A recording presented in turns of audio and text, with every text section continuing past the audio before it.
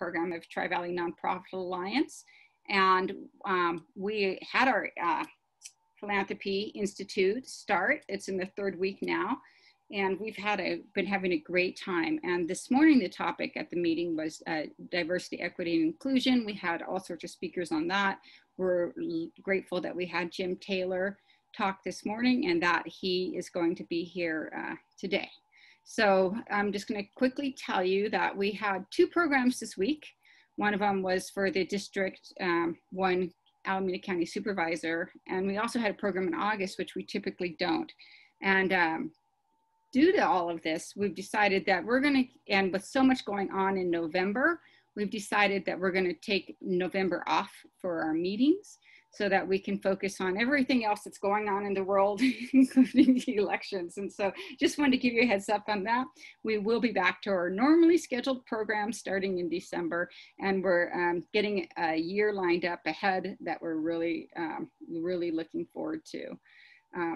So to that end, I'm going to invite Lydia I'm going to spotlight her, and I'm going to invite her to go ahead and tell us a little bit about what she does and what she knows. Hi, so good morning, everyone. I'm so honored to be here with you guys today. Kathy, I totally want to say a personal thank you to TVNPA for the honor of being able to sponsor today's event. And so I actually have a little prepared statement here so that I stay within my time frame. So if you see me looking to the right, that's what I'm doing. So for those of you who know me personally, you know that I seek to add value wherever I am. And so I think I get 4 minutes. And so I'm going to add value as much as I can in that 4 minutes. So if you would allow me to be transparent and to share my heart on this topic for a few minutes, I'd be most grateful. From my own personal experience of being actively recruited and joining organizations who are seeking to increase diversity, from my high school and university experience as an undergrad in St. Louis, Missouri, all the way to my own personal nonprofit board service, I've learned 2 principles to retaining diverse representation on your board. So it's one thing to be able to get people of diversity, it's another thing to be able to retain people of diversity on your board. So my 2 takeaways today would be, number 1, to build meaningful relationships with the people of color that are joining your board. And the second takeaway is to add value on both sides. So when I say build meaningful relationships, I mean with the same amount of fervor and intention and strategy that we do when we're seeking to build relationships with major gift donors. I mean that same level of looking to be able to build relationship. So that's, being able to ask them how they're doing. This is deeper than just the weather, right? This is like getting to know them personally, their big dreams in life. What are they struggling with currently? How's their family? What are their career goals? Those kind of things, really getting to know the individual. And I will say that from being myself from a marginalized group that has been historically marginalized, one of the things that you may run into as you start to try to build these authentic relationships is a trust barrier. And that's because we've been mistreated and misused and people have tried to take advantage of us. So that's a real thing. So you have to know that that trust situation will be there, but you can actively work on building that relationship if you're still consistent and you're actually authentic in trying to really get to know and become involved and build a relationship with this person. And the second piece about adding value on both sides. So one of the challenges with the nonprofit board service model is that the conception is essentially, I join your board and I give you all of my expertise and network and everything, and I'm not exactly sure what I'm supposed to get out of it. And so there should be, particularly with people of color, you want to be able to really have there's value added to them as well. And this is also going to count for millennials, because I also straddle that fence as well, depending on how the years are sliced and diced. So millennials are going to be looking for a return on their investment because we have limited time. We're in the process of building our careers. We're at a different stage in life than a lot of people who are serving on nonprofit boards at this moment. Building relationships on both sides, I think, and adding value is really, really important. I'll give you a personal example. Last year, I traveled to a board to be on board service for a nonprofit, and I traveled all the way across the country, and I actually had $100 in my bank account. And no one would have ever known that. You would know that by looking at me or anything like that. But this is some of the stuff that I was dealing with, and I didn't really have a relationship with anybody on the board. So I just kind of have to sit there in silence and deal with it and put on a good face. but that's kind of not what we want, right? So my word of caution is, if we fail to intentionally build genuine relationships and to add value to the lives of persons of color on our boards, we run a great risk. The first risk is that at best, that individual may feel disconnected or undervalued. And at worst, they may feel tokenized, exploited, or used for their diversity. So, and this is the very opposite of the mission-driven core values that drive our nonprofit organizations, right? So there's a wonderful article by BoardSource that's entitled Taking Action on Board Diversity, 5 Questions to Get You Started, a very nice, simple article, but it serves as an excellent framework for being able to personalize diversity, equity, and inclusion initiatives within your board. So those are my 2 takeaways. Build meaningful relationships and seek to add value on both sides. So I really thank you for listening to my heart this morning. And I'm excited, super, super excited to be able to learn more from Mr. Jim Taylor and his team when he comes. Thank you so much. Appreciate it.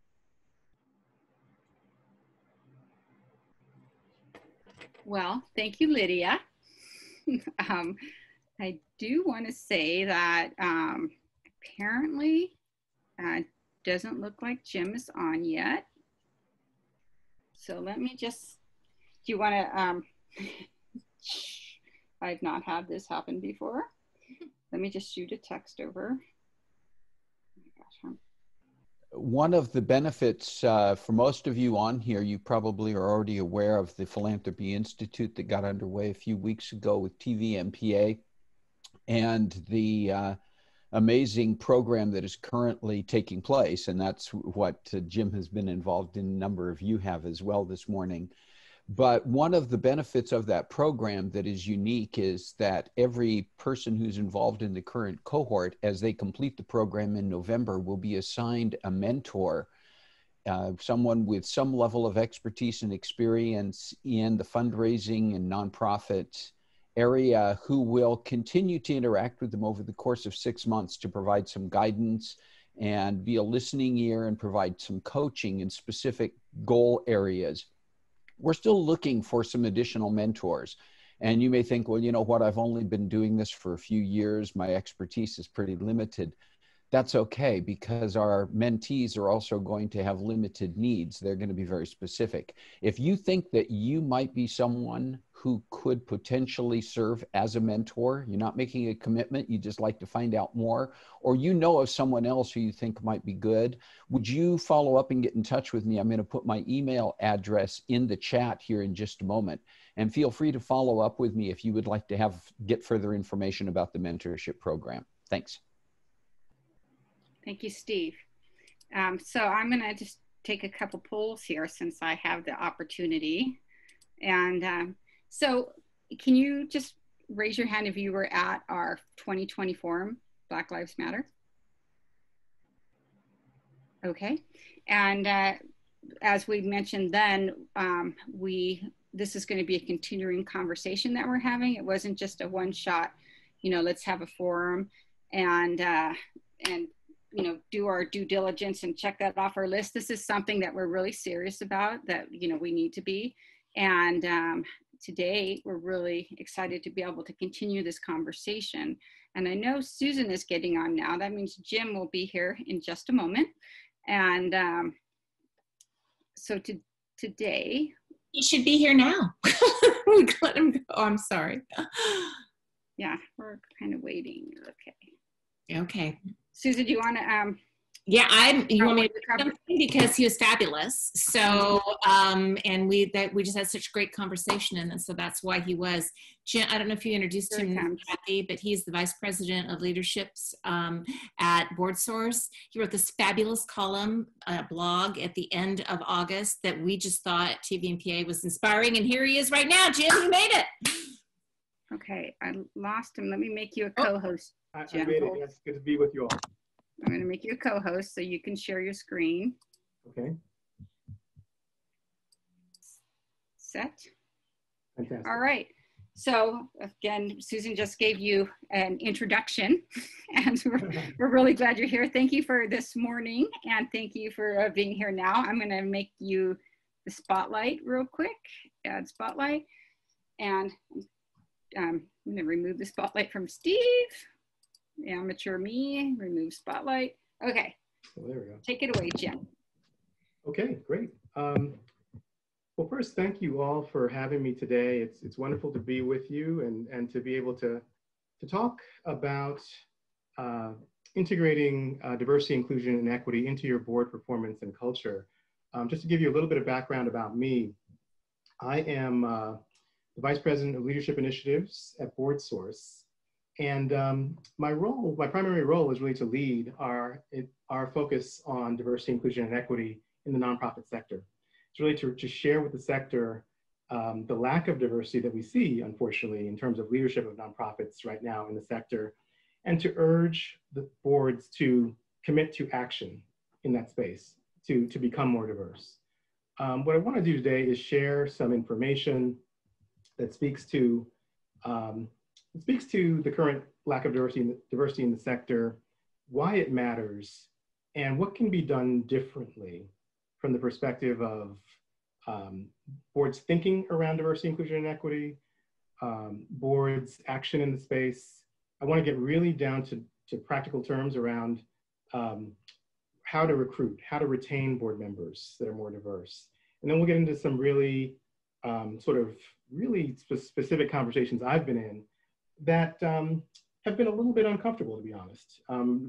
Perhaps, well, certainly for me, but also sometimes for the board members and leaders who engage me.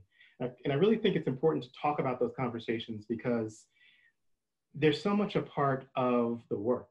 You know, having these conversations, sometimes being uncomfortable, that's where we make progress, rather than evading the conversations because they're not comfortable or it's just something we'd rather avoid. That's really not the way to deal with racial equity issues and diversity issues.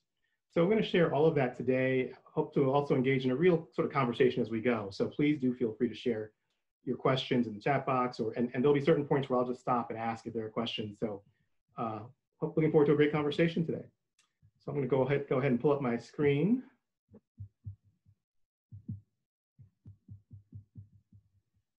And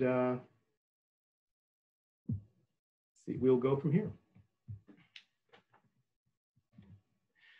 So I just gave you a little bit of an overview of what we're going to talk about. This really lays out in more specificity how we'll approach today's conversation. And I also, what I will start with is actually some larger sort of national data around board performance. What boards do really well and what boards are not so good at. And you'll see where building a diverse and inclusive board falls into that. And then I'll share a little bit about our board self-assessment tool at BoardSource. I just want you all to be aware of it and to know that it is available to you if you feel your board might need to use it. So that's where we'll start today. And I think I've mentioned everything else that is on this slide here. So we'll go from here. So many of you may be aware of our Leading with Intent study. Leading with Intent is a national study that we do at BoardSource every 2 to 3 years. The last one that we released was in 2017.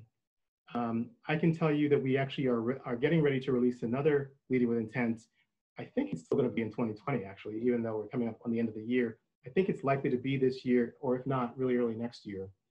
And Leading with Intent looks at boards in terms of emerging practices, emerging trends, and just sort of monitors what's happening in the sector from a board leadership perspective.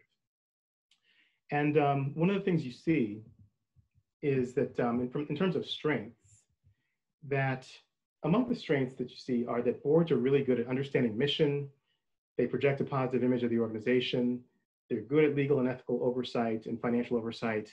And then in terms of the top 5 strengths, there was actually a tie for 5th place between knowledge of the organization's programs and providing guidance to the chief executive.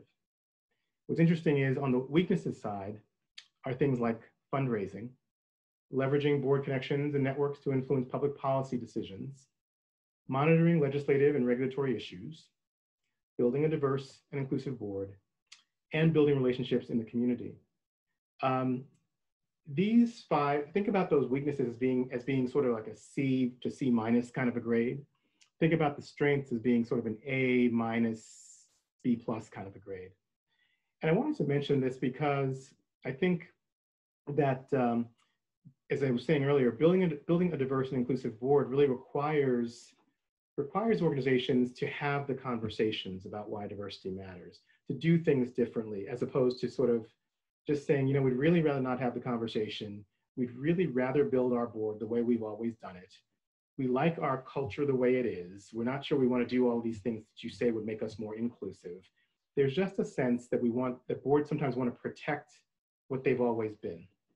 And what I'm here to say is that to not focus on issues like diverse and inclusive board building, it's not just a nice thing to do. It's not just the right thing to do. It's not just the politically correct thing to do, but it is actually something that will make your board better. It will make you serve your audience better. It's more than just political correctness. And we'll talk more about this as we go into the presentation, but I just wanted to give you all a snapshot of some of the things that boards are really strong at based on our national study, some things that boards are not so great at. And I invite you to think about your own situations with your own organizations. I'd be curious to know how this resonates with all of you in terms of the things you think your boards are good at and things where your boards could use some additional assistance. For those boards that do need additional assistance, I want to mention the board self-assessment, what we call the BSA. The purpose of the BSA is to help boards to set board development priorities. It also motivates individual board members, well, individually as well as collectively, to strengthen their governance, performance, and practices. To give you a sense of what the BSA focuses on, there are questions in each of these 4 categories that each board member answers on their own. The first section is around the people, in terms of board composition, board structure, the meetings, in terms of the effectiveness of board meetings, those sorts of issues are in the people section. Then there's a section on the culture, which speaks to the leadership culture and leadership dynamics that are present in your board. And the third section is around the work. What's the mission of the organization, the vision and the strategy?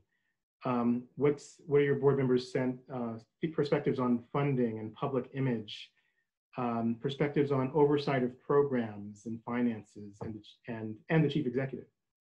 And then the fourth area is around impact, in perceptions of the board's impact on organizational performance.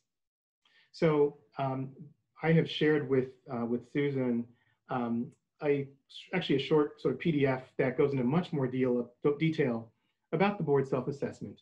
So that is available, will be available to all of you. If you choose, if it feels like something that you'd be interested in, at the end of that PDF on the board self-assessment, you'll see an email address and a phone number and our assessment team at BoardSource that would handle anything you might need with regard to using the assessment. So I just wanted to briefly describe that here. I won't go into much more detail on that here, but just know that this is something that is available to you if you'd like to explore it further.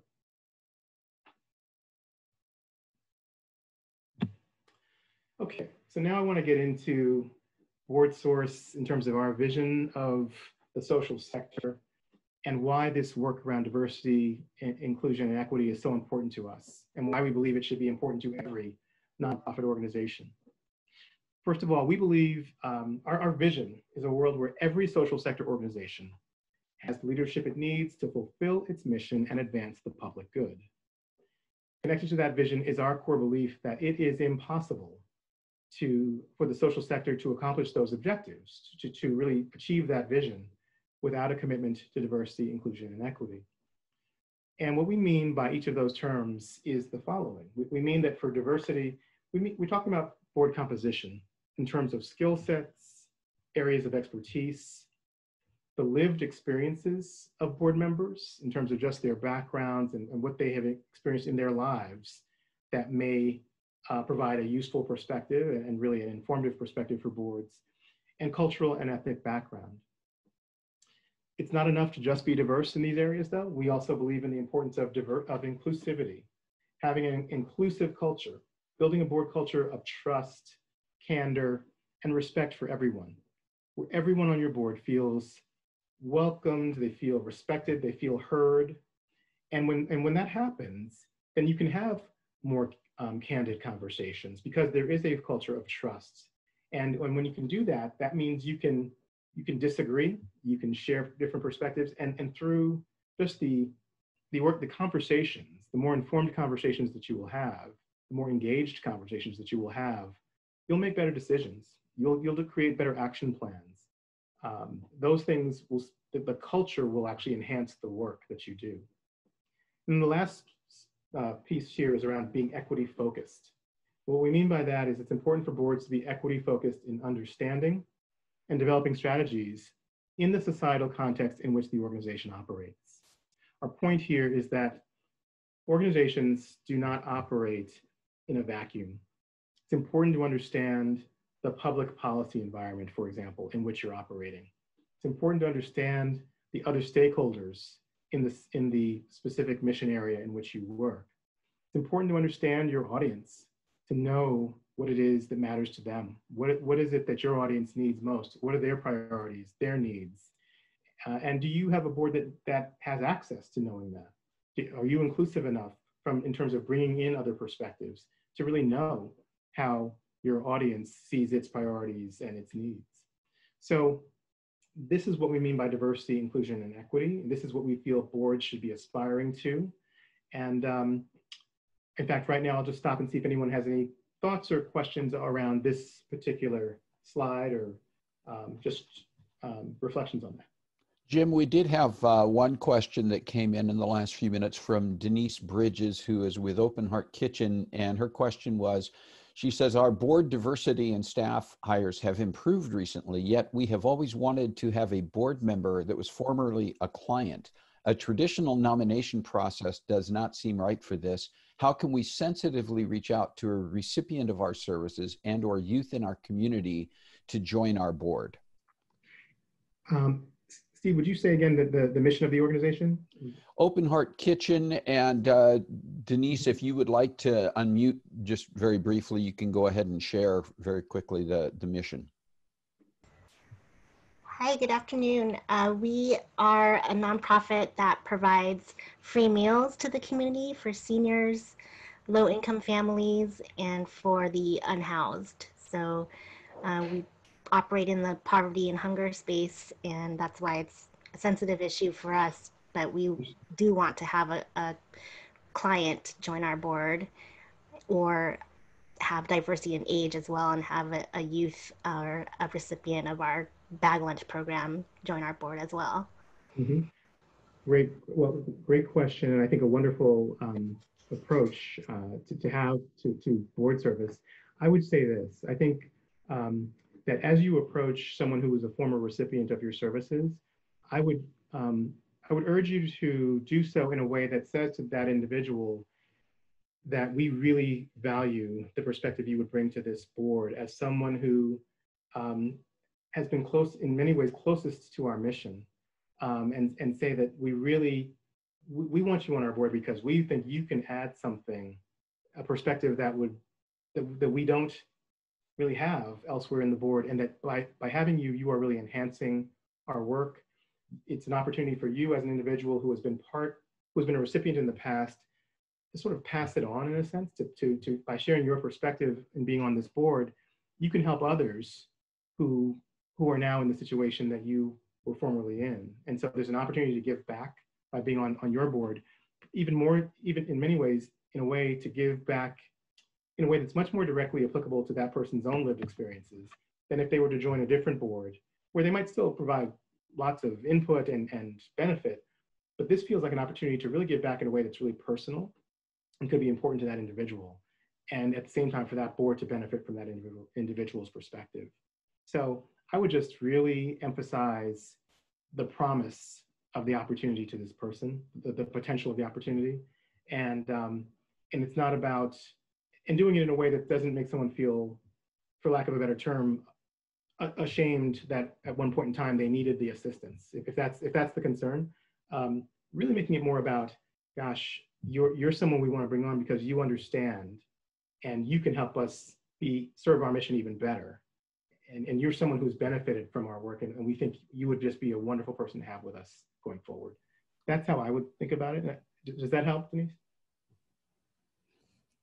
Yes, thank you very much. And Jim, there was a sort of a follow-up question to that, that sort of goes a different direction, but wondering, when you have a client or someone who may not fit the typical profile of a board, how do you approach the issue that is sometimes built into the bylaws that talk about giving levels that board members are required to participate at?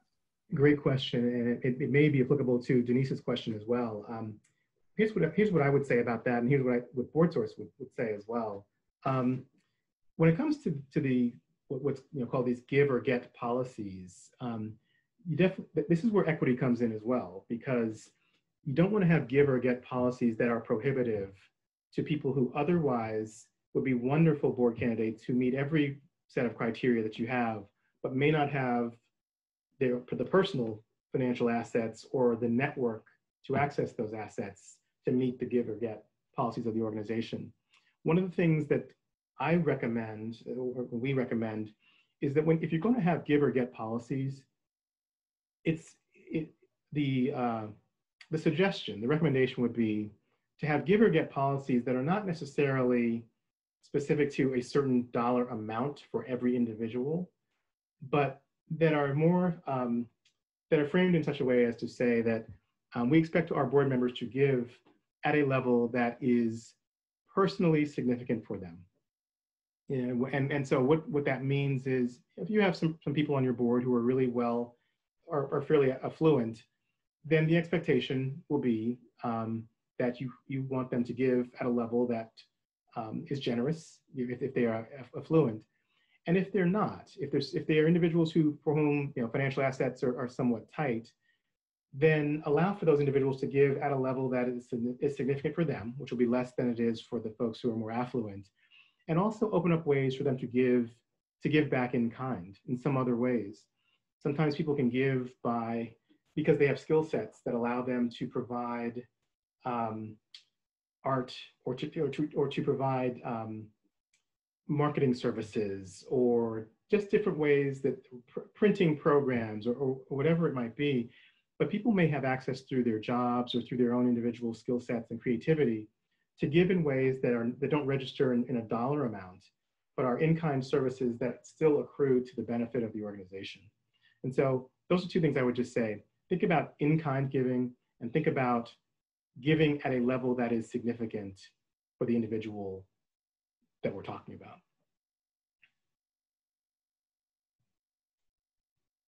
Those are great questions. Anything else before we go further? There was one more that I think is also related, just came in, that was how can the individual prompt this, and I think this conversation, without feeling uncomfortable, rather than the board. I'd like to arm the individual too, if possible. The individual, I would presume being invited or being okay, the individual who's being invited, without that individual feeling uncomfortable. I think it really will depend largely on the way in which the individual is approached. Susan mentioned earlier a blog I'd written a month and a half ago, and I talked about, basically, it wasn't quite the same situation, but I talked about how I felt like I was approached by a board, or by two boards at certain points in my life, by two boards in ways that were insensitive.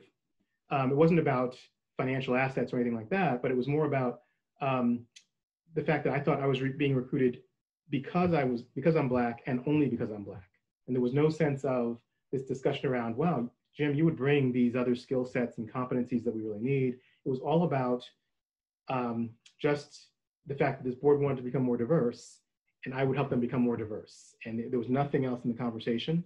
And so my point in my story was that I appreciate when boards approach me and say, yes, you would increase our diversity in terms of ethnic background, but you would also add a skill set that we need. You have networks that we know would be helpful to us. You bring lived experiences that would be would benefit us in terms of perspectives. So I think for the individual who's being approached, it's just important to show that you see the whole individual, that you see that they bring many skills, many assets, they bring their values, and all of those things accrue to the benefit of the board. So I think that's the way to approach it. And then hopefully for that person who's on the receiving end, they feel valued in how they're being approached. And then the awkwardness that may exist hopefully dissipates.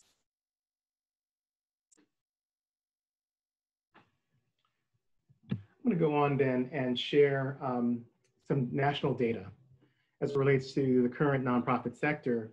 And as I said earlier, the sector is just not as diverse as it should be. And the Leading with Intent data that we're going to release shortly is really shows this. I'm giving you all a little bit of a sneak preview of that data. Based on our data of nonprofit boards and nonprofit leadership in general, about 86% of nonprofit chief executives are white. About 77% of nonprofit board members are white. 21% of nonprofit boards are entirely white. And 65% of chief executives surveyed said that the board's composition does not really represent the demographics of the population being served. And then 76% said that the boards don't really place a high priority on demographic diversity when they recruit board members. So I want to pull back a little bit and just share sort of 3 takeaways from this slide that I see and that I think really underscore the situation. So the first 3 bullets here are basically saying boards are not particularly diverse in general in our country. The fourth bullet says, while we understand that we're not particularly diverse, boards are not diverse and we know it. The 4th bullet is essentially saying, yeah, we know that our composition doesn't really represent the community we serve. Then the 5th bullet says, we're not diverse, we know we're not diverse, and we're not doing anything different in terms of placing a high priority on demographic diversity in recruiting board members. So I look at these bullets and say, gosh, nothing's really likely to change much if we're not diverse, we know we're not diverse, and we're not doing much, we're not intentional about becoming more diverse. So this is what I raise when I talk to nonprofits all the time, is to share this kind of data and say that we know this isn't, for certain nonprofits, they're doing much better than which is shown here, but this really represents a snapshot of the country. And it says to us, when we look at the sector that we serve, the national sector, that there's a lot of work to be done here. Does this data feel, how does this resonate with all of you? I'm just curious just for some reactions in terms of, does this feel like, yeah, I would have guessed it was something like this, or wow, I'm surprised to see this. I'm curious. I'll jump in, and it doesn't surprise me. I'm not surprised at all. Okay. It reflects our board. Mm-hmm. Yeah. Okay. Yeah, this is this is our BoardSource data. And I would just say there are other organizations out there doing similar studies, and we all find ourselves in generally the same place. And these numbers feel pretty right on, whether it's our numbers or others that I've seen. This is kind of where most organizations come out. So a lot of work to be done here. And now I wanted to really share for the rest of the presentation some things that can be done differently to, over time, come up with different results. One of the questions I get most often from organizations, particularly in this moment, as this year has been such a national reckoning around racial inequity, I'm often approached by white leaders of nonprofits, whether they are board members, board chairs, or chief executives. And they often say, we want to get off the sidelines. Where do we get started? How do we get started as an organization? And I typically share these questions with them as a way to get started, because I think these questions lead to really interesting conversations for boards in terms of a diagnostic for where boards are on issues of equity and where they want to go. So the first 2 questions are kind of related. Is our organization's reputation being negatively or positively impacted by our board's current composition regarding diversity? And if someone were to make assumptions about our organizational values based on our board composition, what would they be likely to think? The point of these questions is to say that there are a lot of people out there outside of boards who, when they think about joining a board or think about donating to a nonprofit, they go to the board website and they look at the pictures of who's on that board. And if they don't see a lot of diversity, if it appears that there's just not much diversity on a board, people often think, well, from what that says is their values are such that they're not really being inclusive. They're not diverse, they're not really being inclusive. I'm not sure that they really have a focus on equity. So maybe I don't want to join that board. Maybe I don't want to donate to that organization. Organizations should just be aware that people create sort of a narrative around organizations' values based on what they literally see. And it's important from that perspective as it relates to reputation of an organization in the more public sphere. The next couple of questions ask about how boards are doing in terms of connecting to community and bringing the voice of the community into the boardroom. How well are we cultivating a deeper understanding of the community or communities that we serve and bringing their perspectives, needs, feedback, and priorities into our strategic boardroom discussions? And are we ever at risk of making decisions without fully understanding how those decisions may affect those we serve? One of the things I often talk about with regard to a lack of diversity on boards is the concept of blind spots. That you have boards that are not diverse, but they may be very committed to the mission. And based on their commitment to that mission and based on what they know, they create action plans and strategies that they think are spot on for the needs and priorities of the community. But they do find often that they're not right. That in fact, those strategies and action plans don't make as much of a difference as they thought they would. And largely because they were not as well informed as they would have been if the board itself had been more diverse. If they'd had people with lived experiences, like the person that Denise mentioned, in terms of someone who might be closer to the work from having been one of the recipients of the beneficiaries of the work of the organization, bringing people with different perspectives into the board. And so that board has much more candid conversations, much more informed conversations, and can come up with strategies and priorities that really meet the mark. And so if boards are making decisions without fully understanding how those decisions may affect those they serve, they're really not operating at the most efficient level that they could. And then the last question here is sort of the big sort of generative question. If we were to make a deeper commitment to diversity, inclusion, and equity, what would that mean for our mission, our work, and the people that we serve? So these are all major questions. They are not the kinds of questions that you just relegate to the last 15 minutes of a board meeting. Although I've experienced situations where boards have done things like that. My recommendation is that these kinds of questions can be asked as really the center of a board meeting. This could be the theme of a board meeting that you have. This could be the theme of a board retreat that you have. But I think the most important benefit that these questions serve is that they really give you a sense of how everyone around your board, everyone around the table feels about these issues and where the current the organization stands on these issues in this moment. And it gives you a sense of what might need to be done to position your organization to be able to begin the real work around equity. So I offer these questions up. I do recommend them to organizations, and just something to reflect on individually and collectively as leaders in your organizations. So now getting more specific, we're going to talk about recruitment strategies. The important thing here to remember is to develop an action plan and policies and procedures to address self-identified weaknesses in your board composition. And the first point we make here is around using a board recruitment matrix to identify areas that you want to address. I have shared with Susan and her team a board recruitment matrix that we've developed at BoardSource that is available to all of you to have and to consider using for your own purposes. The matrix really has two pieces to it. The first sort of matrix allows for individuals to individually just mark the categorizations they fall into in terms of age and gender and race and ethnicity, financial resources, areas of expertise, those sorts of things that speak to just an individual profile.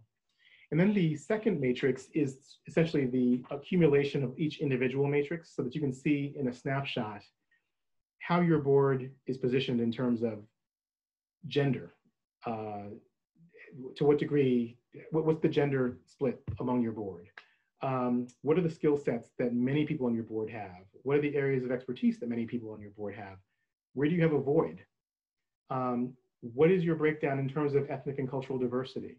All those things that you can track and then say, based on what we see on this matrix and based on what we need on our board, we can develop now a strategy to recruit for those areas and those qualities that we need. I think it's also important to set expectations up front with board candidates, especially as it relates to board fundraising. It's important to assess candidates' level of comfort and experience on the prioritized topics. And then this fourth bullet and set of bullets is something I really like to spend a fair amount of time on, because one of the keys to recruiting for diversity is to go beyond your regular channels for recruitment. So some things you can do that might feel out of the ordinary. Post board searches on sites that attract diverse candidates. Diversityjobs.com, iHispanio, Black Career Network, just to name a few. There are lots of job posting sites that allow you to post on sites where diverse candidates are going to be drawn to, where there's more of a concentration of diverse candidates that you can reach. Not to say that you should avoid using things like Indeed.com or LinkedIn, but by posting on diversity sites, you're not only reaching a more specific audience, but you're also sending a message that you're taking that step of posting on sites that draw candidates of color, and which also makes your organization feel that much more inviting to board candidates of color, because they're thinking, okay, this is a nonprofit that's gone the extra mile, not only posting job positions on a board, on a job site, but posting board positions on a site. There are also search firms out there that in some cases will help with board recruitment as well. I think it's really important to also think about connecting with local chapters of ethnic, professional, and civic associations. What I mean by that is, when you think about organizations like the National Black MBA Association, the Hispanic National Bar Association, the National Black Chamber of Commerce, these are all national organizations, but they have local chapters in every state. And so when you think about wanting to become more diverse from the standpoint of culture and ethnicity, you can do that while also recruiting for an accountant, a lawyer, someone with public relations skills. These local chapters will have individuals who bring not only the cultural and ethnic diversity that you're seeking, but the skill sets and competencies that you've identified as well. You should engage staff. Staff are the closest to the work. Sometimes staff will come back to an organization and say, I was just in a meeting with someone from another organization who I think would be a great person for our board. Staff just has a different view, and they can see individuals in a different light than boards might see, because staff are that much closer to the everyday work. And then I think it's really important to engage every board member. As a person of color myself, who has served on lots of boards, I've had situations where boards have said to me, Jim, it's great that you've joined us. We appreciate you being on our board. Who else do you know who's a person of color who might want to join the board? And that's not an offensive question. I don't mind that at all. And I do offer up other names of individuals who I think could be effective candidates to be on these boards. But I think it's really important that if you want to create a board culture of diversity and inclusivity and equity, that every single board member, regardless of ethnicity, takes it upon himself or herself to think about ways to bring more diverse candidates to the table for consideration. It should not just be on diverse candidates, diverse board members, to carry the entire sort of burden, if you will, of creating more diversity for the board. Everybody should contribute to it. Everyone should be engaged in it. And by doing that, it sends the message to the full board that this is something that we all care about. I'm going to stop there for a second and just see if there are any other questions on this piece or anything else I've said thus far. We do have 2 or 3 questions that have come in the last few minutes, Jim. One was from Paula, who's with Putnam Clubhouse. Putnam Clubhouse is an organization, a welcoming community for adults who are recovering from mental illness, which is relevant to her question. She says, our board has emphasized board members with backgrounds or connections to mental illness. How do we retain this focus while pivoting to more diversity?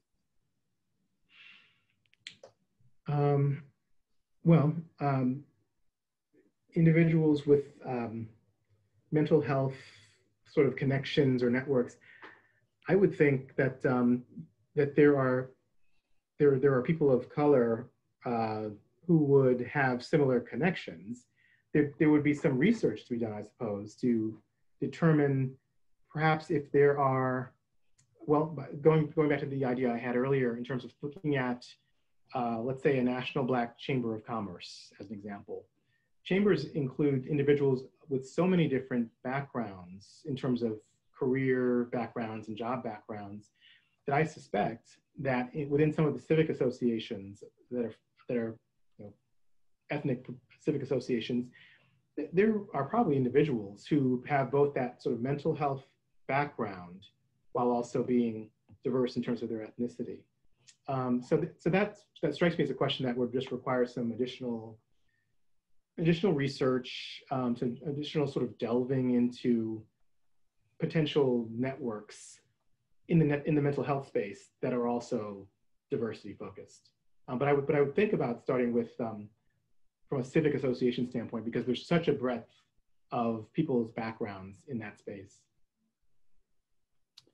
Thank you. There was also a question from David saying, sometimes bylaws are prescriptive about nomination processes, timelines, et cetera, and it can be many months until new board members can be added.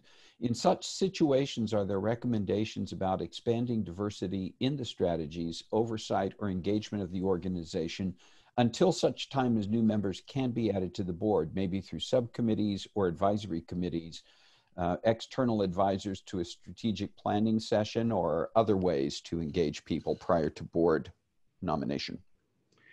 Yeah, I love that question. And I think I love the idea of engaging individuals, diverse individuals on committees, as advisors, if the bylaws are so restrictive that you're not able to in the near term make changes to the board composition. But I do think the question also raises another point that I would emphasize, that it's just important to plan these things out, these strategies out, as opposed to situations where sometimes a board, let's say a board that's not diverse today, they know that there's someone who's terming off the board in 6 months. And they don't really address that situation until about a month before the person's going to be terming off. And then someone on the governance committee says, oh my gosh, Sue is terming off in November. What are we going to do? Do we have any candidates? And you're sort of pressed for time at that point. And when you're pressed for time, then you're all the more likely to say, well, who do we know? Who do we know that's already in our circle that we can quickly, that we feel comfortable with already, and that we can quickly bring on to fill that slot? In those situations, you're more likely to bring on another person, probably another white individual whose background is somewhat similar to the people who are already on the board. You're not going to be looking to bring on someone who maybe brings a very different perspective, because you just haven't built in the time to expand your recruitment process, to really be intentional about doing things differently, and to do some of the things I've mentioned here in terms of posting your search and connecting with local chapters of ethnic, professional, and civic associations. So the point I would make here that this question raises for me is to say, begin the process early, have people sort of in the pipeline that you're thinking about. And so that when that moment comes, whenever that is, when even with restrictive bylaws, when that moment comes, you're ready, that you've got more than one candidate of color. Perhaps you can bring on multiple candidates, 2 candidates, 3 candidates, or bring on 2 candidates now, and then 6 months from now, when you know you have another opportunity, you can begin that process to be ready 6 months from now, as opposed to really not being ready and having to sort of fall back on the way you've always approached it. We have a question. This one's interesting. California just became the first state in the nation to mandate board diversity for publicly traded companies headquartered in California. Is there a similar idea you'd like to see implemented for boards, perhaps as they acquire their 501c3 status and initially become a nonprofit? Wow, that's a great question. I've tracked the California situation, and I will say, before I answer from my own perspective, that conversation, I've seen that conversation come up in nonprofit circles off and on over the last year or two, probably before that even as well, but even more recently, within the last month or two, someone approached me to have this discussion. In terms of legislating board diversity in the nonprofit sector, I've been wrestling with this a bit, and I guess what I feel today is that I'm not quite there yet in terms of legislating it. And the reason I say that is that once you legislate it, then I wonder, when it comes to this culture of inclusivity that I've been talking about, my concern would be that boards then react and say, well, we'll bring someone, a diverse board member on now because we have to do it, because we've been told we've got to do it. We've been told legally that we must do it. And there have certainly been times in our country's history where it made sense to legislate diversity or equity in various ways as it relates to civil rights movements and lots of different times in our history. So my point on this is, there may be a point where I believe, yeah, it's time, we've got to legislate this because otherwise it's just not going to happen. But my point in this moment in 2020 is that I would still like for us to find a way to change people's hearts and minds around this work so that they will want to create more diverse boards as opposed to being told that they have to do so. And that's the work right now. That's the work that I'm so engaged in, and so many others are so engaged in, to try to make the case for why this matters and why this is important. And I hope as a society and as a sector, we can get to that point without having been told we have to do it. Last question for the. I'm sorry, do you have one more question? How do we connect to diversity? Yeah, this will be the last one for the moment. Can you hear me okay? Sure. How do we connect to diverse board members in the Tri-Valley when we are focused on serving and including the local community? Do we need to go outside the area for the search? I'm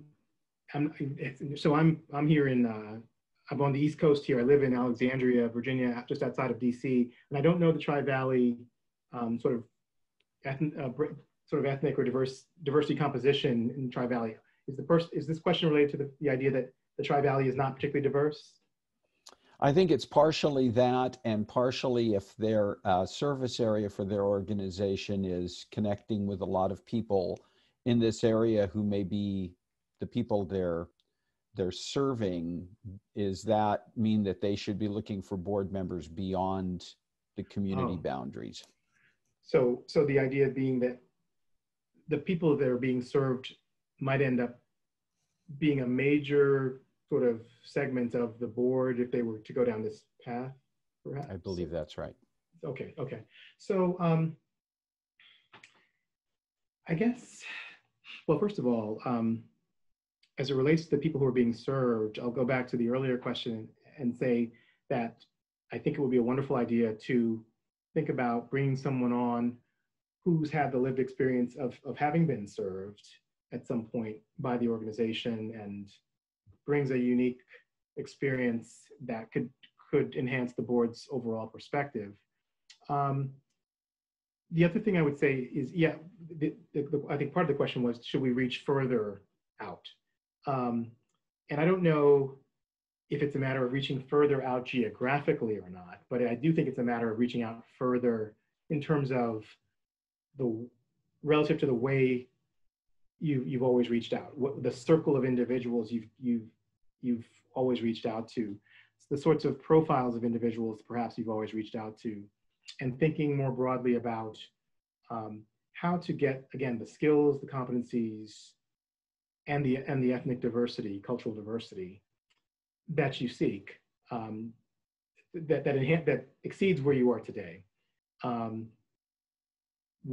that you will have, again, a more diverse, more inclusive board that has a more holistic approach and more informed approach and comprehensive thinking around the issues that address your mission.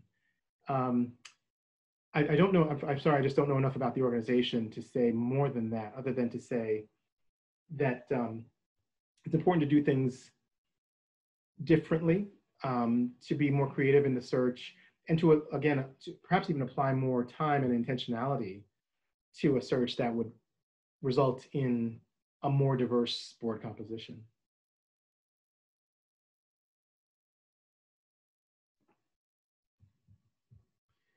With that, I'm going to go on and talk a little bit about retention. Because when you think about it, of course, when it comes to board recruitment, that's obviously really important, but retention matters just as much, because you don't want to get people on your board and then find that they don't stay, that they have a bad experience and they just decide not to stay. So it's good for boards to have written diversity policies. There ought to be a purpose statement. There ought to be some statement around what your board hopes to achieve over time in terms of its board diversity, thinking about other ways that speak to diversity and equity in your board, just in terms of how your meetings are held, how and when they're held, so that everyone is available. Being thoughtful if certain board members have to travel from outside of the area versus those that are local. Those sorts of things all matter in terms of how you think about diversity and equity policies, so that everyone on the board feels like they have the same access and the same availability as everyone else. I know of certain boards, by the way, that say within their written diversity policies that they expect for every board member, regardless of their race and ethnicity, to prioritize, to look at issues of diversity and equity and inclusion as a personal priority. So they'll say to a board candidate, a white board candidate or a person of color, they'll say, just so you know, as we recruit you, everyone on our board has made a personal commitment to this work. So if you're going to be joining our board, you should know we expect that of you too. And if you don't feel that way about this work, then we're probably not the right board for you. I know of certain boards that have done that, just to really set the expectations that this is going to be something where everyone's going to see this work as a priority. It's also really important to implement a detailed orientation process so that a new board member, particularly a new board member of color, feels that they're in a position to be successful. So just really positioning people for success. You want to make sure that you provide equal access to board leadership opportunities. Make sure you add diverse board members to committees as soon as they join the board, which again speaks to this idea of being valued. You want to pay careful attention to board social inclusion practices. Make sure that if the board's getting together socially after the meeting on Wednesday night, make sure that everyone on the board is available on Wednesday nights to be able to engage, to go out for dinner, to go out if the board gets together on a Saturday, that people are not working on Saturdays and don't feel like they're excluded because they have to work when the board's having a social gathering on Saturday. Make sure that you do things that are really inclusive to everyone. And then the last part here is to really ask board members of color for feedback on the recruitment process they experienced. Identify parts of the process that worked for them, help them to make the decision to join the board, and then identify those parts that were barriers to joining the board. Those issues where the person might have hesitated to join the board, and then determine how to remove those barriers going forward. If you do these things that I'm mentioning here, you will have a better chance of retaining those board members of color that you've recruited. And you'll have a better chance of really creating a culture, again, a culture of diversity, inclusion, and equity in your board that will carry forward as you go forward.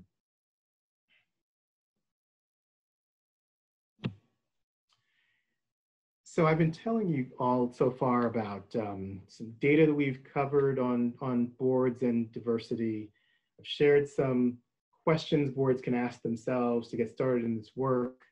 We've talked about specific action steps around recruitment and retention.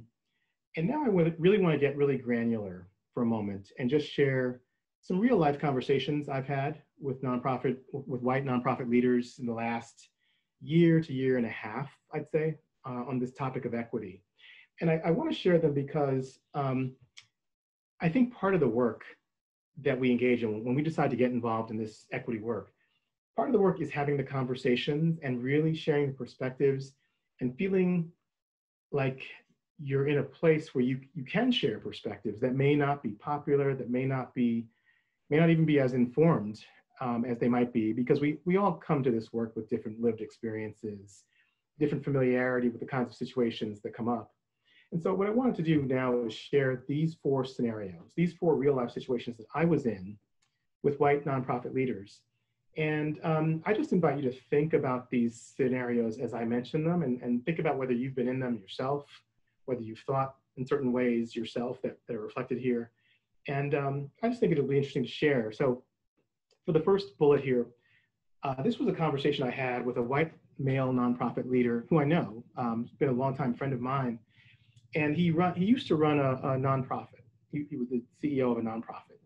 And he and I had a conversation about a year ago in which he said that he engaged an organization to provide 2 days of racial equity training for his full staff in terms of, to really support the staff's journey on racial equity. But then he said, you know, I was so angered by the first 30 minutes of that training session that I shut down for the next 2 days.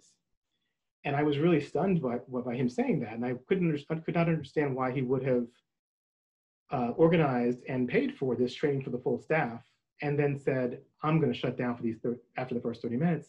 So I asked him what angered him. And he said, I got angry because the first 30 minutes was all about the history of racial inequity. It talked a lot about not just slavery, but the civil rights movements and the redlining that happened in the 1930s and all these things that white people did wrong over time. And he said, I felt like I was being blamed. And I said, you know, I'm really sorry you felt that way, because I'm sure that was not the intention of the training. The intention of the training is to share with you the history, because the history is so important to understanding the present, that they're not disconnected, that things that happened 50, 60, 70, 100 years ago are in many ways still issues that we are grappling with in society.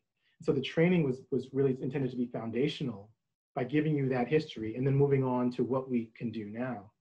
So I don't know if he went back and ever did that training again, but I wanted to share that because this again speaks to sort of a reluctance or resistance at times to engage fully because of the discomfort that can come with it. Speaking of discomfort, this second example is somewhat similar. I was in a training session with lots of white leaders, and there was a white leader who raised his hand and said, can we use softer terms than white privilege? Because I just don't want white leaders to be put off by the terminology. And I don't want white leaders to be put off by the terminology either, from my own perspective. But I don't want us to get into the habit of, if there's training to be offered, and we're talking about issues of white privilege, or talking about racism, that we use sort of euphemistic terminology to make people more comfortable in a way that in many ways might influence the authenticity of the training itself. And so I'm not one who says we should use softer terms. I'm really in favor of using the terms in ways that really, really convey the meaning of what we're trying to educate on, what we're trying to train on. And again, I asked for white leaders to fight through that discomfort of hearing certain things, hearing certain terms, hearing certain facts that don't feel great. Because again, it's not about blaming anyone, but it's about raising everyone's awareness of what's happened and what we can do better as we go forward. The third bullet came from a nonprofit leader. This was actually a white woman who leads a nonprofit. And she approached me during a coffee break during a training. And she said, Jim, I was kind of just wondering, do we have to focus on diversity for our board? Because we're a nonprofit that focuses on beautifying the environment. We're not really focused on affordable housing or economic development or education or health, you know, those sort of core community development areas that are so important.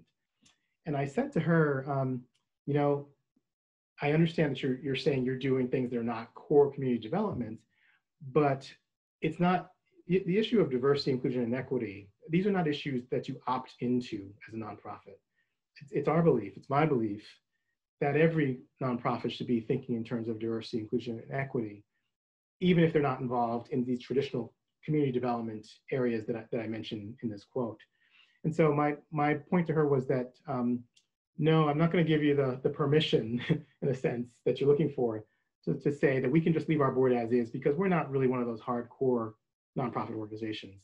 The reality is that diversity matters in every setting. Inclusion matters in every setting. Equity matters in every setting. And so that was my point to her. Final point I'll raise here, really, in many ways, one of the most challenging ones had to do with a training that was led by a white leader of a nonprofit who talked about her organization's three-year journey around racial equity. And she did a great job of sharing the journey, because she shared the high points and the moments that were bumps in the road. It was very candid, very authentic. And when this white leader shared this three-year journey, there was a Black leader of a nonprofit in the audience who said, I am so happy to hear a white leader standing up and sharing a racial equity journey, so that it's not always on people of color to share these sorts of journeys. So then I did a little bit of a sort of a fireside chat with this white leader to talk more about her organization's journey. And when that was over, there was a coffee break for like 5 minutes after the session.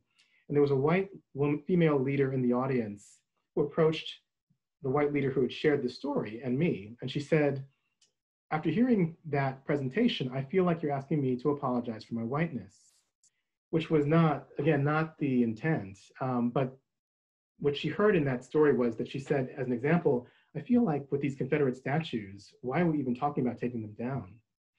And I quickly told a story about how when Mitch Landrieu was mayor of New Orleans, there were several Confederate statues in the city of New Orleans. And he said as a kid, he walked by those statues every day, never thought twice about it, really never thought about it. But he had a lot of Black friends as a kid, and he still does as an adult. And he said he was talking to one of his Black friends while he was mayor of New Orleans. And this individual said, you know, Mitch, I walked by those statues too. And I've got to tell you, as a kid, I always felt like they made me feel less than. And so for me, as a Black man, I now feel like it's time for these statues to come down. And Landrieu said, you know, as the mayor of the whole city, he realized, I've got to do what's right for the entire city.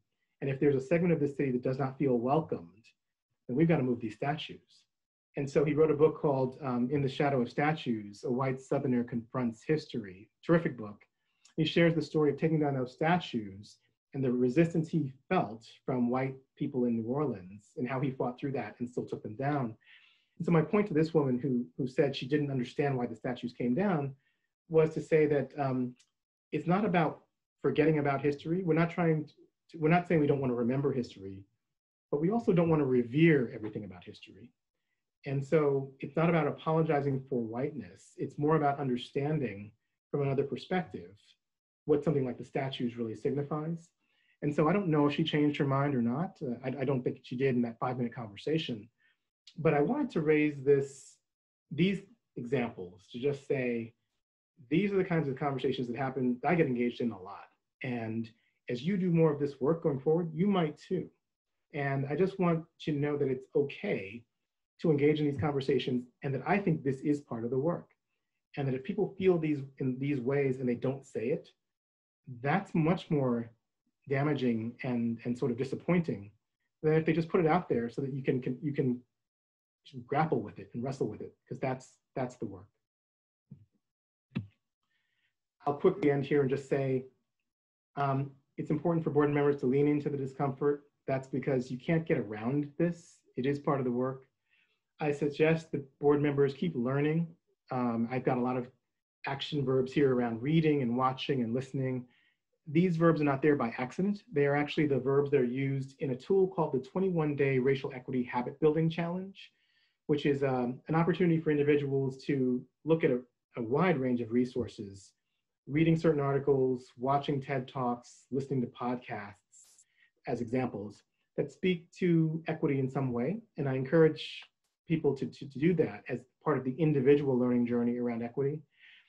And then on this topic of making racial equity statements, as organizations are doing right now, I think it's great to do that and to declare intentions, but that's not enough. It's also about assessing what you've done and what you will do going forward. Here is just a few points I wanted to share with you all about around additional contact information for me, as well as resources that might be helpful to you from BoardSource. We've got a diversity, inclusion, and equity website where you can find lots of tools and resources. You'll find some of my blogs there as well. We've got a COVID-19 website for nonprofits that are dealing with the implications of COVID in lots of different ways, lots of resources there. And then there's a book, an actual publication called The Board Building Cycle, which I've mentioned a little bit today in terms of the recruitment and retention, but there's a much more robust publication there that I invite you all to review as well. So with that, I'm going to stop, and I'll stop sharing my screen. And I know we probably don't have much time left, but I do want to open it up if there are any other thoughts. So Jim, what I'd like to do first is thank you very much for coming out. It's just been wonderful having you and learning from you, sharing your experience and expertise. What I'd like to do, if you're okay with it, is close the meeting officially now and maybe have people who are interested in staying around for a few minutes afterwards ask you questions. Will that work okay? That works fine for me, absolutely. Okay. Well, let me thank you and thank Dr. Lydia Evans-Hughes for sponsoring this very important program. And now I'm going to invite anybody who's interested in sticking around to go ahead and unmute yourself and join in the conversation for 15-ish minutes.